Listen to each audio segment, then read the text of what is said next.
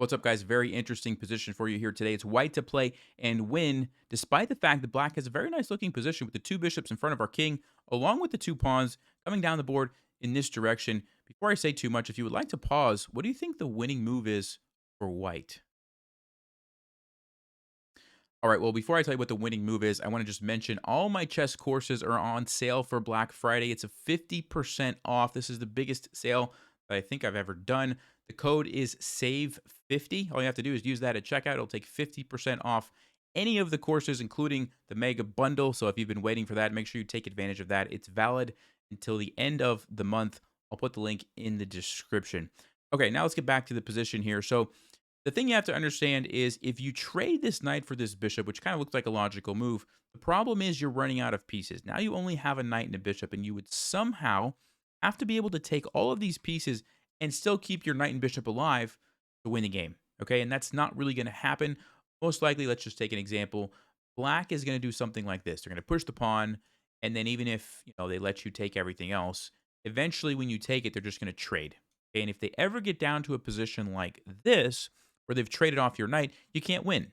You can never win with just a bishop because you don't have enough pieces to cover all the squares that you need. Okay, the best case would be a stalemate, and that's not going to cut it. You have to keep that knight and bishop alive, and that is why, going all the way back to the beginning, you don't really want to trade this knight for that bishop. And the same thing you have to watch out for here is if black's going to take your knight and force a trade that way. Okay, so with that in mind, the winning move is knight to e4 check.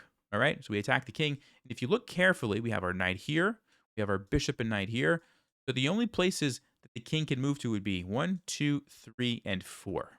Okay, now the two moves going up the board are bad, and we can rule them out right away. Why do I say that? Well, if you move up here, nothing is defending this bishop. So we're simply going to grab the bishop. And now it's a different story because we have 3 pieces. And now even if we have to sacrifice a knight to get rid of the rest of these guys, we're still going to have enough pieces left to win the game. Okay, so as an example, if black moves the king, we can move our king. We can jump this knight around and eventually trade it off, gobble up the pawns. And once we take these pawns, this is going to be a winning endgame. Okay, if you don't know how to do that, I have another video on the channel. You can go watch that, how to checkmate with a knight and a bishop. There's a technique you can use. You can get checkmate every single time. It is a little bit difficult. It takes a little bit of time to learn, but it's really not that hard if you follow the step-by-step process that I show in that video. But what you need to know as far as this puzzle is concerned, this is a win for white. Okay. So that's kind of the problem going all the way back, let's see, to here. If the king moves up to g6 or to h6, okay, same issue. The bishop is undefended, and we're just going to grab it with the knight. All right. So there's 2 options here that black has that defend the bishop. Only one of them is any good. And let's see if you can figure out why is this one off the table. This is a bad move for black. Can you figure out why?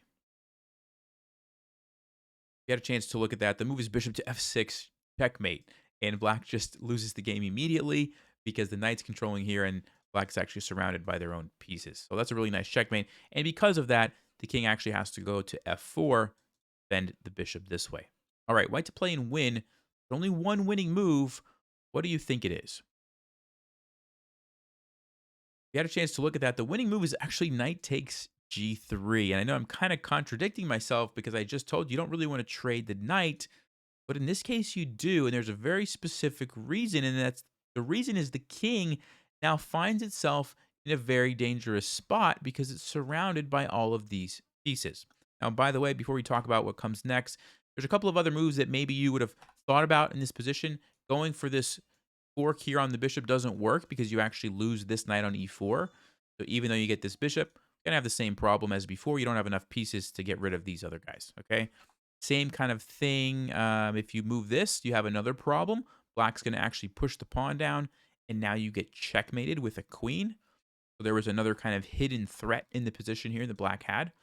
And so with all that in mind, you really do have to take bishop. And of course, if the king runs away, well, then you have the same thing we talked about. You have 3 pieces. You're going to be able to win. Okay. So black, of course, takes the knight. And again, it's white to play and win. Only one winning move. What's the winning move? We had a chance to look at that. It's the move bishop to e5 check. This is very important. Not only are we checking the king, we're stopping it from escaping here on f4 because if the king is able to go to f4, we're not going to checkmate it. There's going to be too many squares that it can run to. And with only a knight and a bishop, there's just no way.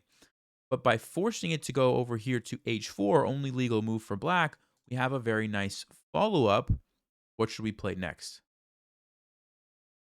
Got a chance to look at that. It's bishop to f6 check. And you might be thinking, Nelson, we just went check and now we're going check again. The king's just going to go back. How does that help us? Well, first of all, you need to understand the king has to go back. And after it goes here, what's the follow-up move? You got a chance to look at that. That's correct. Knight to h5 is actually just checkmate because the knight takes away those squares. The bishop is now controlling h4, which is kind of important. And that's why we needed to do that little maneuver, right, of bringing the bishop there. And black's own pieces are stopping the king from escaping. So very nice puzzle here. Very interesting way to checkmate at the end of the game. Hopefully you enjoyed that. Congratulations if you saw all those moves. Pretty difficult to see all of them, but congratulations if you did. And like I said, don't forget Black Friday sale on the courses. The link's in the description, and I will see you guys next time. Thanks for watching. Stay sharp, play smart, and